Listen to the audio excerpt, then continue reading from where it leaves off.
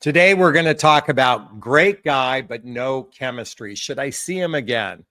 The short answer. Actually, this isn't going to be a short answer, and I'm going to be sharing 7 factors you're definitely going to want to take into consideration when it comes to choosing a life partner, choosing someone you want to connect with. Now, not every man or woman you meet on a first date you're going to be attracted to. I'm sure many of you have experienced going out on a first date and feeling zero chemistry, no spark, maybe even feeling a level of ick or something like that. And I get that. And sometimes we leave thinking, God, that was a nice man, that was a nice woman, but no spark, as I said before. And then weeks later, maybe we're lying in bed awake wondering, what the heck did happen there? What did I miss? Shouldn't I have seen this sooner? And I'm going to dive into this conversation today. So I want to start with the first factor to consider is why no spark isn't a deal breaker, why no spark isn't a deal breaker. That a first date vibe isn't always the truth. Let me repeat that. That first date vibe isn't always the truth. Sometimes attraction is like a pilot light. It needs time to fuel to burn bright. Okay. Now, I think it's important that I take a moment to share something very personal in my life. So you're going to get a man's point of view here. And many of you who've been following me for a little while know I've been publicly sharing that I'm in a significant relationship right now. In fact, I've been dating someone for almost 3 months. Now, I said significant relationship. This is something that I genuinely believe has some real serious potential. Now, this isn't me necessarily getting ahead of myself. It's just I feel like we're a good fit for one another. And yet, believe it or not, on our first meeting, there was no chemistry. Okay, I just want to start. We mutually did not have chemistry. So allow me a few minutes to share why no spark or no chemistry is a deal breaker. And then I'm going to go on to share 6 more factors you may want to consider of whether or not you should see a man or woman again if you're not feeling that spark, no chemistry on the first meeting. Okay, now in my particular case, we connected through 3 separate dating apps. So let's go back in time a little bit. About almost a year ago, we connected on a dating app called Bumble. Some of you know Bumble. And we connected on that app. She had messaged me first, and we had a text exchange that went back and forth a few times. But for whatever reason, it fizzled out. I'm sure this has happened to you. You've connected with someone, you've communicated a little bit, and it fizzled out. That's what happened in our case. It did fizzle out. Now, it could have been I was communicating with someone else. She could have been communicating with someone else. I don't remember the particulars of what happened, but it fizzled out. That's kind of a natural byproduct of using dating apps. And I want to encourage you all not to get overly frustrated. This happens. There could be some genuine reasons, why this might happen. But it fizzled out. And then for whatever reason, 3 months later, I saw her on another dating site called Match.com. And since I recognized her, I recognized we had a brief exchange. I wrote her a message saying, hey, do you remember me? We spoke before. And I think she wrote me back. I can't remember the details, quite frankly. But for whatever reason, that fizzled out. Okay. And then fast forward about 6 months after that exchange, she messaged me on Hinge. Okay. So I just want you to know, ladies, she messaged the first time, I messaged the next time, she messaged the next time. Okay. And we connected and had a brief exchange via the, app feature. And then we decided to have a phone call. Now, in truth, I wasn't really sure she was my type. I wasn't sure if this was a good fit, but I just thought she was an interesting person. And I'm sure she felt the same about me. So we got on a phone call on a Saturday. I remember it was around 2 p.m. And we had an interesting chat. And it turns out about an hour or 2 into the phone call, we recognized that we had some mutual friends. We had some friends that mutual friends. And in that mutual friendship, we go, God, that's kind of cool that we have these mutual friends. So at that point, we decided to meet for breakfast the next morning. We met for coffee, basically, but it was at a nice hotel overlooking the marina here in Los Angeles, Marina del Rey. And during that meeting, we said hello, we gave each other a hug, we were sitting across from one another. I remember we got into an interesting conversation about dating and relationships in today's marketplace. Again, we had mutual friends that were in relationship. We knew many couples together, so we had this interesting connection. And from that space, we ended up spending about 5 hours together, had an interesting chat. But I will tell you this. I started to feel a sense of neutrality. I started to feel like I was putting her in the friend zone. I can't tell you why that happened, but I was finding myself being attracted to her from a friendship basis, but not a romantic basis. And when we said goodbye, we gave each other a hug. We went on our way. Again, this was a 5-hour conversation. It started at 10. I believed it ended around 2 or 3. And we went our separate ways. We texted each other, had a nice time. It was an interesting conversation. And then, I can't remember what happened that following Monday. I can't remember if there was a message or two, but on the Tuesday after we met on a Sunday, she messaged me and I just called her up on the phone. And during the conversation, she said, "Well, what do you think, Jonathan?" I said, "I got to be honest with you. I'm feeling kind of neutrality." And she said, "Me too. I'm feeling kind of neutral in this space." And we go, "Gosh, that's kind of weird. We check a lot of boxes with one another. We're both relatively attractive people in our own rights. And yet in that moment, we felt a sense of neutrality." And next thing you know, we spent 5 hours talking about how confused we are, how we can check all these boxes, but still feel neutral from a spark perspective. And we kind of both said we're not feeling chemistry for one another. Okay, ending that phone call 5 hours later. The next morning, I'm like, God, I like this person. So I sent her a text message and she sent me a text message back. And then we just jumped on a phone call to chat a little bit. This was, I remember in the morning. By the way, she's retired. I work like I'm semi-retired. And we end up having a couple-hour chat in the morning. And we're just kind of like talking about dating and relationships, talking about our lives, talking about our experiences. And then somehow, later in that afternoon, I text her again. "Hey, what are you doing?" She goes, "Not much." And we got on a phone call. We end up talking for 3 hours. So now it's 2 days in a row, speaking 5 hours one day, 5 hours the next day. And I'm like, God, I really like this person. So next thing I know, the next morning, I shoot her a text message. "How's your day going?" She responds back. We get on a phone call in the morning. We talk in the evening again for a couple hours. We accumulate another 5 hours, and we're both really liking each other. We're enjoying each other's company. We're enjoying each other's personality. And in that, we were sharing a lot of vulnerable things about ourselves. And when I say vulnerable, we were sharing about our past relationships. We were sharing about our fears, our insecurities, our personality, that sort of thing. This goes on for 10 days. And by the time the 10th day rolled around after that first meeting, and I'm not calling it a date, I'm calling it a meeting. We were both like, God, we both like each other, like we're good friends. We should hang out one day. And I said, coincidentally, I'm going to be driving in your neighborhood. Now, I want to share with you something, folks. I'm feeling neutrality after our first meeting, but we began chatting with each other little by little, and I found myself getting immensely attracted to her. I'm like, God, I'm finding her immensely attractive. Now, by the way, she's an attractive woman. This had nothing to do with looks, and I want to share why I believe I wasn't attracted to her at first in a minute. Okay, so we decided to meet up to have a drink. And I came to her place and I told her up front, I go, "I'm feeling really a lot of attraction for you." And she said the same thing. So I went to her place. We were going to have a drink at her place. And next thing you know, I just reach over and give her a kiss. Now, in all fairness, I felt like the invitation was there. There was we had built up all of this conversation. We built up all of this interesting connection with one another. And from that kiss on, it's like, oh my God, all of a sudden, everything changed. So I'm here to say, no spark from the very beginning doesn't necessarily mean it's a deal breaker, because we have to be, number two, we have to watch the danger of chasing lightning bolts,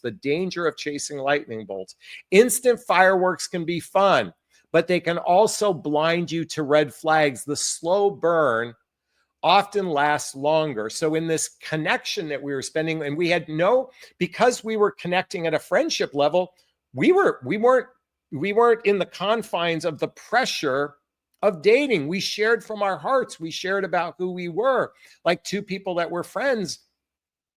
And I've seen some people fall really hard on a first date thinking they built friendship with someone, only to realize 2 months later that they're incompatible with one another. In our particular case, we built a friendship before the kiss.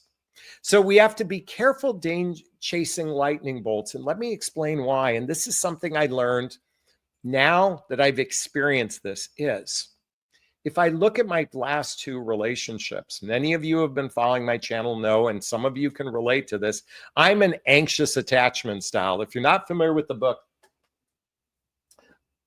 Attached by Amir Levine and Rachel Heller, I highly recommend checking it out, because in this book, I am known as an anxious person, and my pattern has been to choose avoidant women.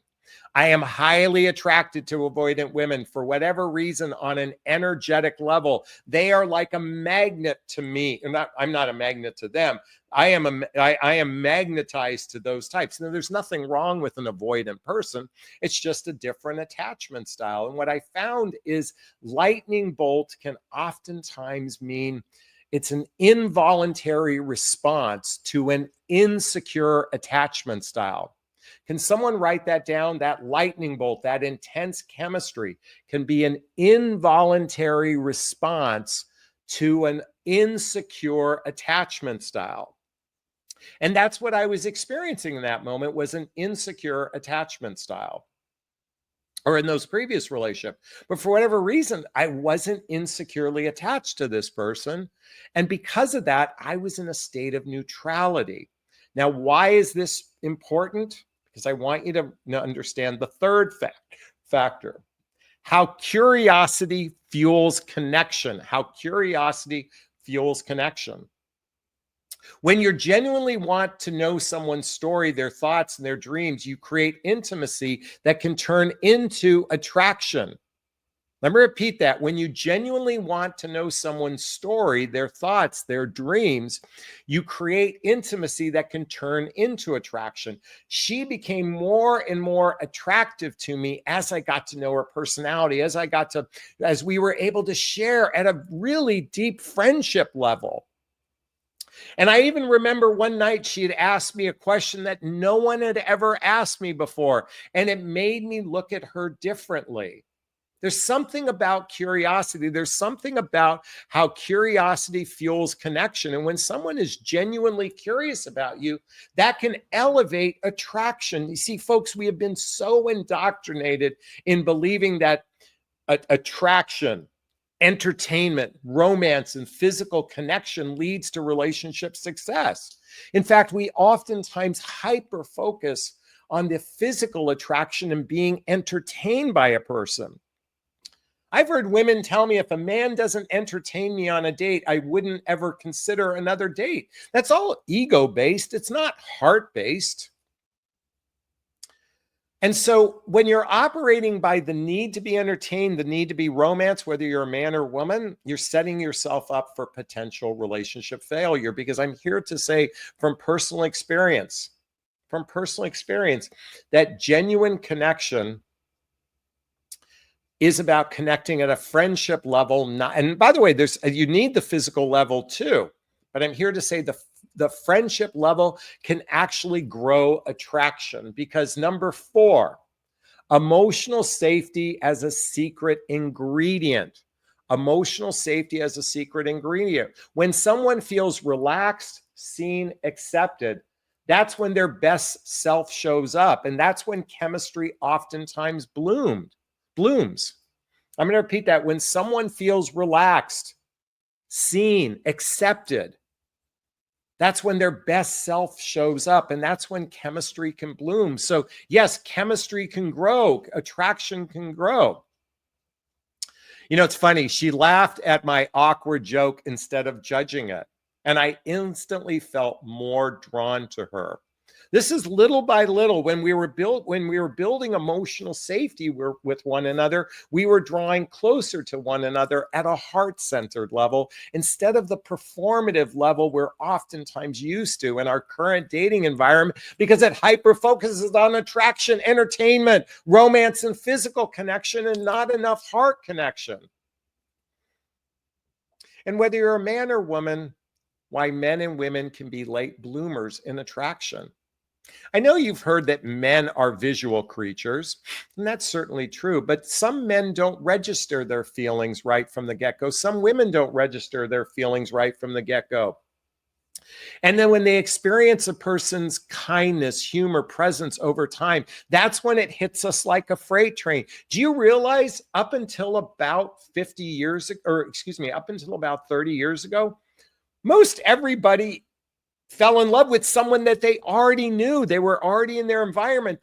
When I say fell in love, they became attracted to someone over a period of time. And today we sadly have this grand expectation of instant chemistry. And if there isn't instant chemistry, we oftentimes dismiss a person.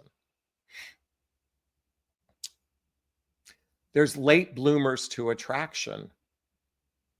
I didn't realize how much I liked this person until I became comfortable after a tough day. During those 10 days that we spoke, we shared a lot of personal things about each other because we were developing a friendship. And I was having a bad day, and I shared it with her, and her empathy, her kindness, her care truly made a difference for me. Now, I'm going to tell you number 6, how a shared experiences create spark. Certainly spending regular time together, doing new things that build trust and laughter and comfort, which stirs up the physical and emotional connection. But in our particular case, we shared a lot of the same experiences. We shared mutual friends. We shared activities that were so aligned with one another as we started to share them. In fact, I was talking to a client today. She met a man years ago on MySpace. Does anyone remember MySpace? She met a man on MySpace, and it turns out that they're both deadheads. And in this shared experience of being a deadhead, they began to grow more and more attracted to one another. And lastly, number 7, the hope in letting attraction grow. You know, it's interesting. When I had this date and I put her in a state of neutrality, it wasn't a no, it's just neutral. I put her in the friend zone. She put me in the friend zone. We put each other in the friend zone. But we were curious enough to go, I like this person. I'd like to get to know them. And in the hope, I think on some unconscious level, I was hoping that attraction would grow. And maybe she intuitively felt the same. When you stop putting so much pressure on the first date spark, you open the door to something deeper. And sometimes that love that starts slow ends up being the one that lasts forever. While I have no idea of knowing whether or not this relationship will go the distance. I got to tell you something. We've in the last almost 3 months, we physically had seen each other almost 40 times. I mean, it's almost every other day or every other day type of thing. We spend a lot of time together. We spend weekends together. We talk about, there's 3 things we talk about regularly. How did we get here? Where are we? And where are we going? Can someone write that down? How did we get here? That's talking about our past. Where are we? That's living life in the present. And where do we want to go? We have continual conversations of where we'd like to see this relationship go. Ladies, if you find yourself in a relationship with someone who doesn't want to talk about the future, then you've got to ask yourself, is this person worth investing in from a future perspective? If you're not actively, if 2 people have been physically intimate, in other words, the penis has gone inside the vagina, folks, okay? Then you have every right to talk about where you want this to go. If you're seeking a life partnership-based relationship, look, if you're seeking casual, if you're only in it for the short run, then you don't have to adopt any of what I'm shared with you. Just follow whatever feels right for you. But you know what, Matt? What I've recognized that when you're with a really good friend, you don't have fear around, how did we get here? Where are we? And where do we want to go? A friend wants to talk to you about that. And let me just say this. We have amazing sexual chemistry too. The sexual chemistry is off the charts because we have intellectual connection, we have emotional connection, we have spiritual connection to also contribute to the now physical connection, and that includes sexual as well. So you have great person, but no chemistry. Should you see them again? The short answer is I'd give it a shot. What do you have to lose? What do you have to lose? Folks, is this sinking in? Is this resonating with you? I'd like to hear your thoughts on what I just shared. Post a comment below. I do my best to read them all in the first 24 hours. As always, if you find value in my videos, please hit that like button. Please share this video. Please subscribe to my channel and hit that notification bell so you can be notified of new videos. And if you want to connect with me directly, hey, there's links below. Schedule a discovery call with me to see if working with a coach is right for you. There's a link to join my group called Midlife Love Mastery. There's a link to follow me on Instagram and all my social media, and you can get my dating vows all listed below. All right, those who know my live format know it's time for Q&A. If you have a question, there's a little chat box in the corner. Write the word question and post the question thereafter. Or you can purchase a super sticker, super chat. All the monies from the super sticker, super chat goes to a scholarship fund in the name of my son, Connor Aslay. That's a picture of him right there. That's with his brother, Colin. This is my son who passed away over 7 years ago. And in his honor, we donate to causes like the Hoffman Process, Insight Institute, and scholarships to coaching as well. And so hit that little dollar sign. And again, if you want to join the Love Seat, I just post a link right there. You can join me live on camera. Just hit that little link. I'll post it again. And you can join the Love Seat, join me live, and we can have a conversation as well. So I have a little problem with my dashboard, so I'm going to have to use my phone to read the question. So let's see who's popped in so far. Music design. Oh, by the way, Joe, Roller Girl says hi. Julie says hi. Music design says very similar to my ex-husband.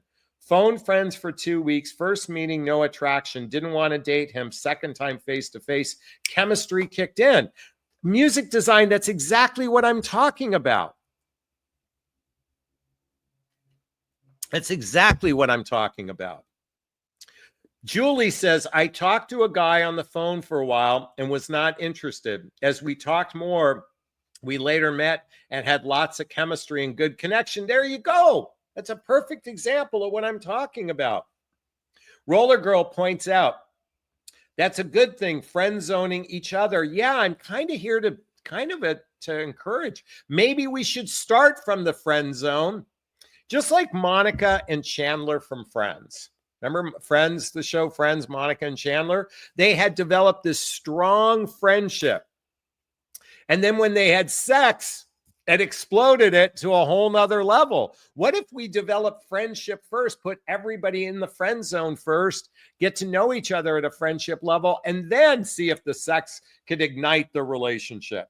Now, if we know for some people, they like to have that sex question answered early. But what if we develop a true heart connection with someone and then ignite it with physical chemistry thereafter? All right, let's see what else we have. Carla says, how do I join the conversation? Hit that little button. Music design, always do 2 dates if no chemistry on the first. I'm in agreement with that. Amanda says, great advice. I needed to hear this. Let's see. Cookie says, oops, I was commenting on your men's channel. Yeah, I did something wrong in setting this up. So it's probably showing up on my men's channel. How are you doing? Let's see, Cookie. How do you know if there is chemistry, and does that mean the connection is special? You know, I think chemistry is a very personal thing. I don't know if there's a way I can quantify it. Now, I can say that when I will say I've heard over and over again, when people have had instant chemistry It could be lust, or it could be limerence. Lust is, sexual attraction for someone, or it could be infatuation for someone. That is usually a chemical experience, or, as I said before, an involuntary response to a insecure attachment style. When I say involuntary, it's unbeknownst to us. It's unaware. We actually think it's some sort of grand, oh my God, it's my soulmate, when it can oftentimes simply be an involuntary response to an insecure attachment style. That's a new theory I've come up with. I'm not sharing anything. This is my concept I'm sharing. It's an involuntary response to an insecure attachment style. So how do you know it's chemistry? I think you have to really ask yourself, if it's legitimate chemistry, is, do I like this person? Do I like who they are? Do I feel safe? Do I feel seen? Do I feel accepted? Do I feel willing to share my, I don't mean your deepest, darkest secret, but do you feel safe enough to share who you are? If you are and they feel the same way, there's a good chance that is chemistry. Okay, let's keep going here. Let's keep going here. All right, question. I've been dating a guy for almost 2 years. When I bring up the future of marriage, he shuts down. What does this mean? We have a good relationship and friendship. It means he doesn't want, he's not serious about a future or marriage.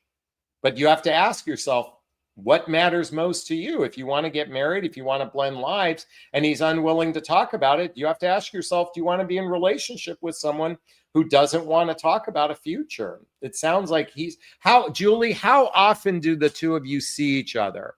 Question, Julie, how often do the two of you see each other? How far apart do you live from each other? I'd like to know the answers to that. Cookie has a question. Do you believe in soulmates, twin flames? Is energy reconnection real? I'm a woo-woo person. To some degree, I believe in soulmates. Do I believe in twin flames? I think the twin flame conversation, I'm not sure I believe that we were one soul split into two, but I think we can have a reincarnation experience. And what I mean is, I believe we've lived multiple lifetimes, and we might connect with someone we lived in a different lifetime. So from that, I believe that, but you've got to decide that for yourself. Okay. Oh, Julie comes back to say we see each other 4 to 5 times a week. Well, that's a lot of time together. What do you think his reservation for the future is? Why is he reluctant to talk about the future? By the way, Roller Girl points out that Goldie Hawn and Kurt Russell are not married, but they do live together. And I do believe from a financial standpoint, it makes sense to also cohabitate with someone. So I'd be curious about that. How do you know you met someone in a prior life? Well, usually that belief is that there's a feeling of familiarity. I firmly believe that my 2 relationships that didn't work out, we had a past life. I could have probably pissed them off in a past life is what possibly happened. I believe in those possibilities. I also believe we live in a multiverse.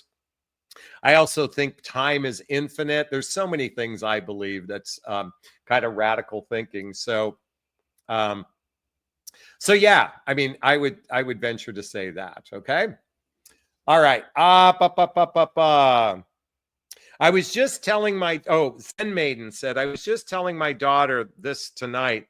If no spark, meet him in person. If you can't easily, wait, let me read this again. Let me read this again. I'm a little confused by this. I was just telling my daughter this tonight. If no spark, meet him in person. If you can't easy in him, see what happens. I think what Zen Maiden says is that if there isn't a spark, give it a chance. I believe if good people should always give good people a chance. It doesn't mean that it will turn in a. By the way, folks, as far as my personal share, I'll be candid with you. what she and I have experienced is the exception, not the rule. Most people are hung up on physical attraction, entertainment, romance, attraction, entertainment, romance, and physical connection. They're so hyper focused on that they're going to miss out on opportunities. That's what I'm saying here. If a man genuinely likes you and you're not repulsed by him, give it a couple chances. But again, are you really connecting at a heart-centered level? If you're not even connecting at a heart-centered level, it isn't going to change. So great guy, but no chemistry. Should I see him again? If you can't open your heart to someone, and if they can't open their heart to you, you're not going to have what's happened in my dynamic. Anyway. All right. If you have a question, I'm looking it up on my phone. Write the word question and post the question thereafter. How about someone purchase a super sticker, super chat? All the monies from the super sticker, super chat goes to a scholarship fund in the name of my son, Connor Aslay. I would appreciate that. Let's see. All right. Let's give it a few more, see if anything else. Oh, Cookie says, if a married man feels a strong spark in chemistry with someone, what does that mean? Well, men have libido. I mean, married men can be attracted to women. It doesn't mean anything. I mean, we're attracted to swimsuit models in magazines. We're attracted to the grocery store clerk, and we might be attracted to someone we even know in our lives. All it means is they're attracted to them. I guess the question I have for you, Cookie, is why do you care if a married man is attracted to someone or has chemistry with someone? I believe it's because you find yourself in that kind of circumstance.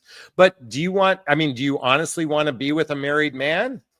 Do you really want to be with a married man? Is that kind to the wife in the relationship? I would be careful about that.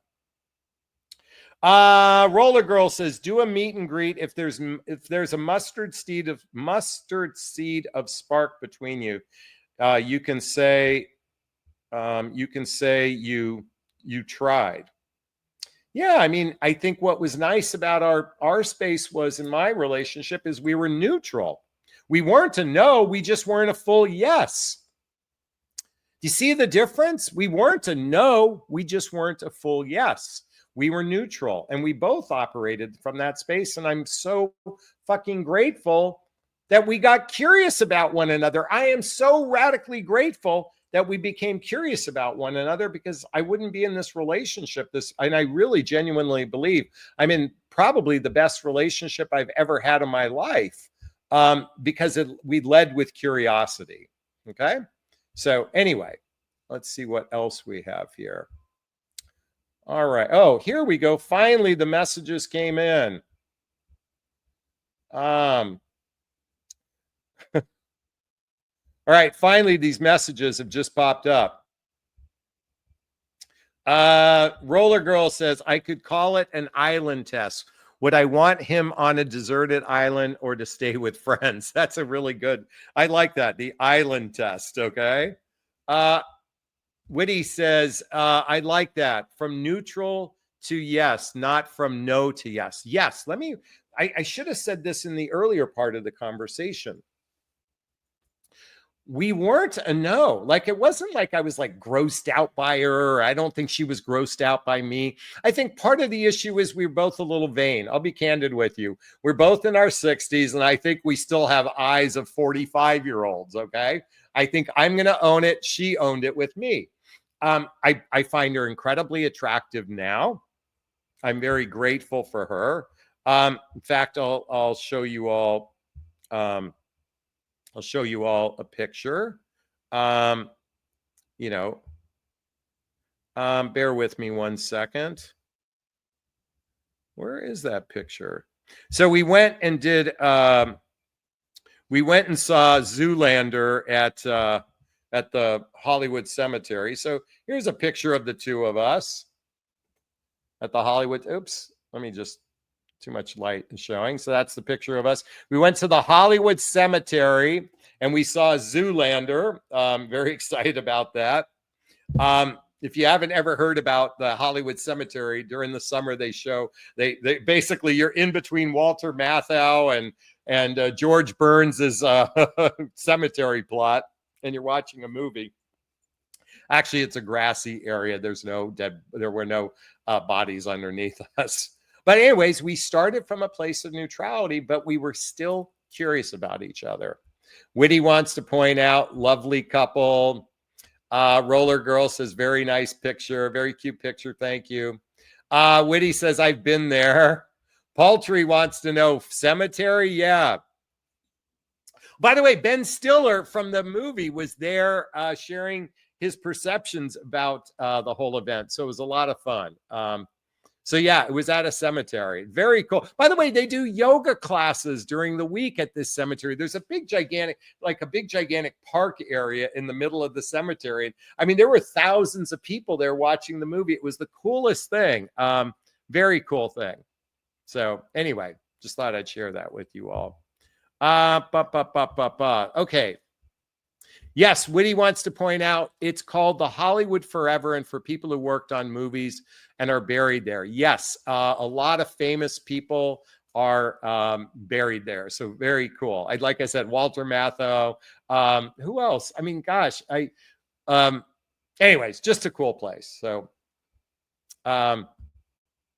it was Hollywood, so it's very woke in that way. A lot of costumes, a lot of dressed up people. It was a lot of fun. Cookie says you give off such good vibes. Love the positivity. You know what? I'm really excited about this. By the way, folks, you know my last relationship. Some of you even pointed out you didn't think she was that into me. Well, for the first time, I feel like in my life, I've got someone who's into me, and I really, really, really love it, and I'm excited about it. And I wouldn't have, if I wasn't curious, I might have missed out on possibly the best relationship in my life. So I'm here to encourage everyone to give it a shot. Okay. Oh, Roller Girl just gave us a $5 super sticker. Thank you for the love. We appreciate you. Jess says, love the cemetery. I do yoga every so often there outside near the grave. See, oh my God, you're local. Music Design said, did your girlfriend know you were a dating coach before meeting you? Yes, I told her what I did for a living. And so, yes, she did know. And in fact, I'm going to be a little bit bold and share with everybody something she wrote me. I just want to share with you publicly. She wrote me a cute message, okay? And yes, she knew I was a dating coach. And I think she actually appreciates that I've studied relationships. I think she really appreciates that. But she wrote this to me in the middle of the day. She goes, just a middle of the day thought. I wanted to let you know how grateful I am to have you in my life. Our relationship fills my cup even further than I thought was possible. I love who you are. I love who we are together. And I will do everything in my power to make sure I'll do everything in my power to make sure you know that I feel that way every day.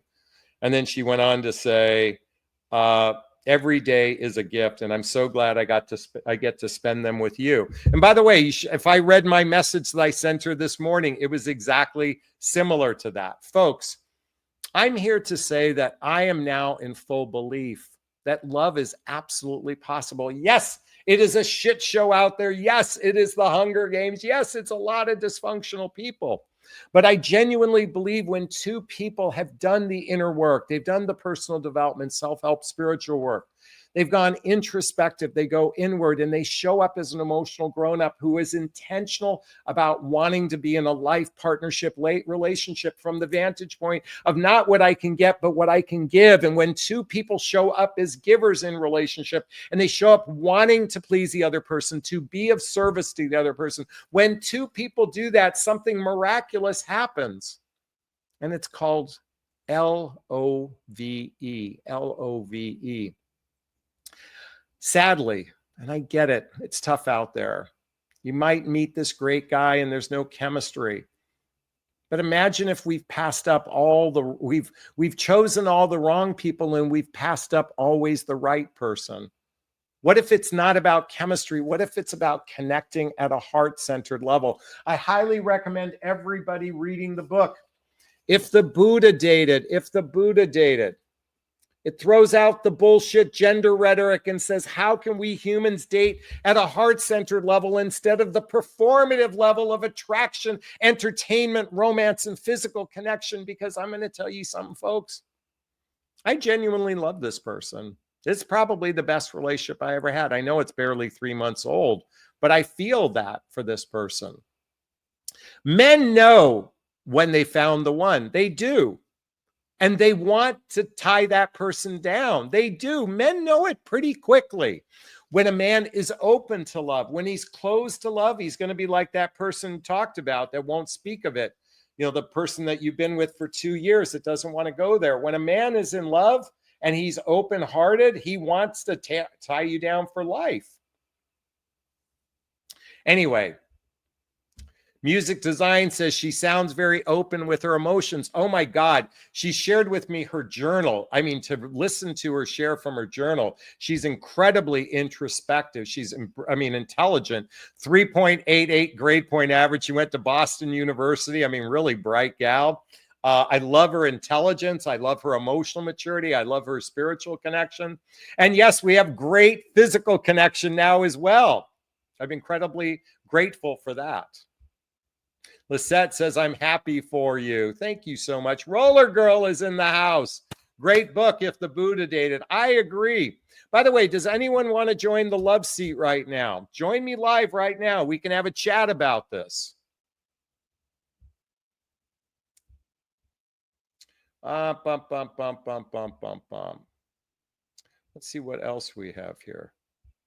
Zen Maiden says, congratulations, Jonathan. You seem super happy, and she's not an avoidant, obviously. No, she's, you know what? It's the first secure person I think I've ever really been with. Not that there's anything wrong with the other people. It's just our dynamic created that. And this is the first time. And I think my anxiousness is toned down. I'll be honest with you. When we're apart, I'm not climbing the walls. You know why? Because she's emotionally expressive. She shares from her heart. Folks, I'm here to say, ladies, start sharing from your heart. VCon says, I'm very happy for you. Thank you so much. I appreciate that. Okay, if you have a question, write the word. Oh, here we go. Here's a question. Jess just posted a question. I'm a little nervous about going out and meeting someone, but I'm a little nervous about going out and meeting someone, but I'm a little bit afraid and nervous about meeting the same type of avoidant individual. What's a good way to navigate through this?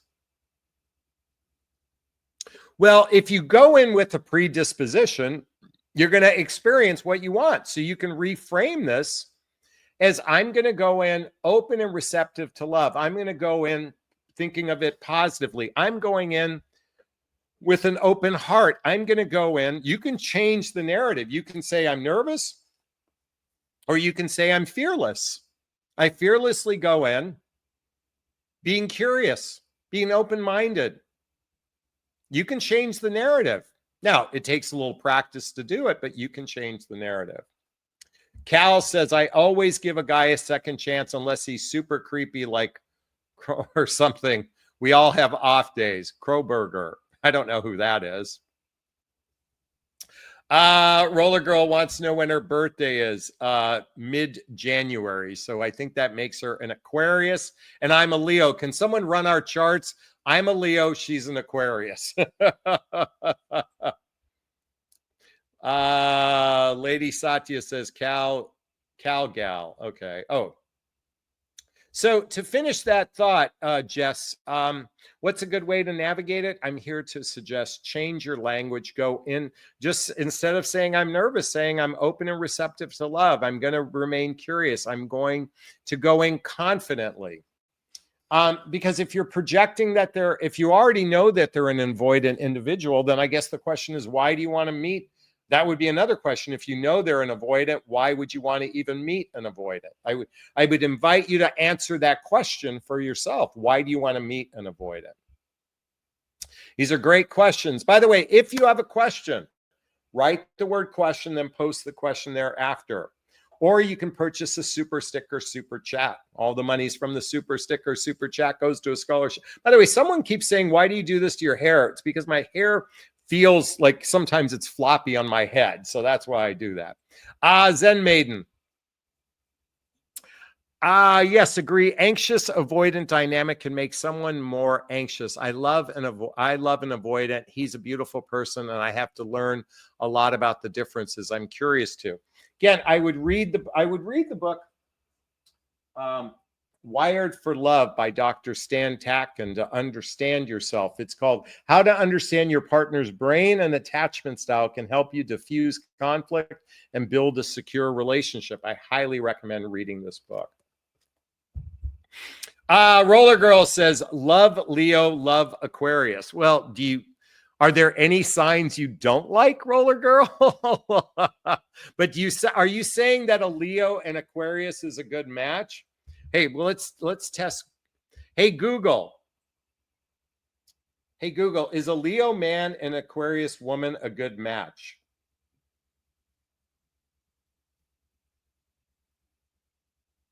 A Leo man and an Aquarius woman can be a very passionate and exciting match, as they are opposite signs on the zodiac wheel, which creates a strong pull. A Leo man is known for being bold, confident, and a natural leader who loves attention and admiration. An Aquarius woman is often independent, intellectual, and humanitarian, with a unique and eccentric nature. Their main challenges come from their contrasting needs. He desires a lot of adoration, and she values her personal space and freedom. If they can respect these differences and focus on their shared interests, they can form a powerful and unstoppable partnership. Wow, that almost feels aligned. I got to be candid with you. I got to send this to her. This is totally fascinating to me. Anyway, okay, let's keep going. If you have a question, write the word question and post the question thereafter. But to answer your question, yes, Leo man and Aquarius woman seems like Roller Girl says, my best male friend is a Leo. Most of my boyfriends and my dad are Aquariuses. There you go. Earth sign and fire sign. Is that what I thought? Aquarius was a water sign. Am I mistaken? I'm sure Leo's a fire sign. Okay, so all right, let's see what else we have here. I knew who she was referring to, Jonathan. Serial killer vibes. Wait a minute. I knew who she was referring to. Serial killer vibes. I have no idea what you're talking about, lady. I'm Lady Satya Sarada. Sorry, I'm not sure what you mean by that. So anyway, again, if you have a question, write the word question, then post the question thereafter, or you can purchase a super sticker, super chat. Let's have a few more questions before we come to a close tonight. I'd love to hear some of your thoughts. Jess wants to give us a prayer sign. Thank you so much. I appreciate your love. Thanks so much. All right, we're going to give it another few seconds. By the way, if you haven't donated to the Colin Erasli Scholarship Fund, I want to once again thank Roller Girl for the super sticker of $5. We really appreciate you. Thank you so much. Aquarius and Gemini are air signs. Okay, got it. Well, I'm a Leo, so I guess they're both air signs, okay? Tia says, I'm happy for you, Jonathan. Thank you so much. I appreciate that. Folks, this has been a fun conversation about great guy, but no chemistry. Should I see him again? Folks, I'm here to say I am so grateful that I said yes to meeting this person, even when there was neutrality and no chemistry. Maybe that's our biggest issue is we're hyper-focused on chemistry. We're focused on attraction, entertainment, romance, and physical connection, and not spending enough time at a heart connection. I'm here to scream at the top of my lungs. Folks, it's time to be intentional. It's time to look at relationships and dating in a whole new lens because the old way isn't working and the dysfunctional way isn't working. So I'm here to say, let's focus on building friendship before the physical connection, because when you build that friendship, when you really build a heart-centered connection with someone, it might turn into the most amazing relationship you ever had in your life. I invite that in for everyone. I invite in God, universe, spirit. I invite someone where, yes, you have chemistry that's built on a mutual friendship with one another. I invite in that kind of communication between two people where you can banter and chat for hours and hours at a time. I invite in that compatibility where you can blend lives with one another. I invite in that shared values and character that allows you to build a strong foundation with someone, and also to build the deep roots of trust in a relationship that leads to fully committed through social activities, hobbies, mutual interests, spending time with family and friends, traveling together, teamwork, building skills, both in your personal and professional life, intimacy, both physical and emotional intimacy that, as I said, leads to either moving in together, getting married. God, universe, spirit, I invite that in for everyone. Can I get an amen? All right. I'd like to hear your thoughts on what I shared. Did this resonate with you? Post a comment below. I do my best to read them all in the first 24 hours. As always, if you find value in my videos, please hit that like button. Please share this video. Please subscribe to my channel. Hit that notification bell so you can be notified of new videos. And if you want to connect with me directly, hey, there's links below. Schedule a discovery call with me to see if working with a coach is right for you. There's a link to join my group called Midlife Love Mastery. There's a link to get my dating vows, to join, follow me on social media, all listed below. All right, I'm going to wrap up this video as I always do. First off, give myself a big, gigantic Jonathan Barrick of self-love. I'm going to reach into the camera and give you a hug of love if that's okay. I'm going to ask you to turn to someone, a pet, a teddy bear, a pillow, and give it or them a hug of love, because hugs are a great source of love. And let's face it, we could all use more love in our lives. I want to thank Roller Girl for the $5 super sticker. I want to thank Zen Maiden, Poultry Flowers and Tea, and Lady Citra and Jess and Zen Maiden and Cal and Maureen and Vicon, Music Design, everyone that commented. Thank you for your love. Wishing you all a super duper wonderful evening. Be well. Thanks. Bye-bye now. Bye-bye.